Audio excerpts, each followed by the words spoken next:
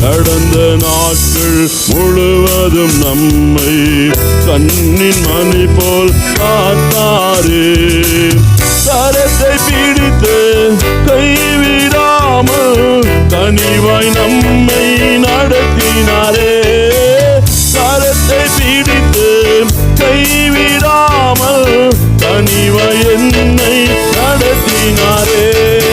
நல்லவரே, வல்லவரே, நன்மைகள் என் வாழ்வில் செய்பவரே.